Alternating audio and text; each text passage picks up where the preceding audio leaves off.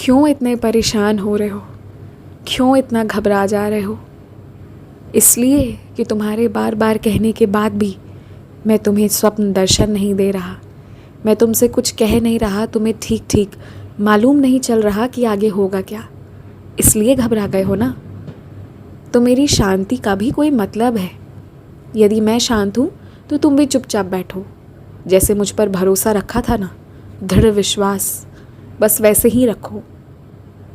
तुम्हें जितना कल्पना तुमने किया है, जितना सोचा है तुमने, उससे कहीं गुना ज़्यादा दूंगा। बार बार तुमसे कहता हूँ, मैं वादा करता हूँ तुमसे कि मैं तुम्हें किसी के सामने झुकने नहीं दूंगा। तुम्हारी इज्जत से तुम्हारे परिवार, घर, समाज की इज्जत और बढ़ेगी। लोग तुम्हें अपना रिश्तेदार बताने में खुश होंगे। ये मैं तुमसे वादा करता हूँ। यकीन मानो, तुम्हारा सर कहीं झुकने नहीं दूंगा और अब तुम्हें गलत रास्ते पर नहीं जाने दूंगा। एक बात हमेशा याद रखना कि ये काला जादू या फिर तुम्हारी किस्मत को रोकने की कोशिश चाहे किसी ने भी की हो, चाहे कितनी भी बार तुम्हारे लिए कुछ गलत कहा हो, लेकिन ना, मेरी मर्ज़ी के विरुद्ध तुम्हारी ज़िंदगी में कुछ नहीं होता। अगर किसी काम को मैं देर करता हूँ तो वो भी तुम्हारे भले के लिए, और कोई काम अगर जल्दी करता हूँ तो वो भी तुम्हारे भले के लिए।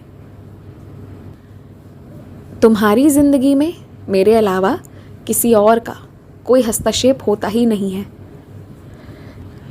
चाहे कोई कितनी भी सिद्धियाँ कर ले और तुम्हें और तुम्हारे काम को बिगाड़ने की कितनी भी कोशिश क्यों ना कर ले, नहीं चलेगी किसी की मर्ज़ी। सिर्फ और सिर्फ तुम्हारे साईं की मर्ज़ी चलती है।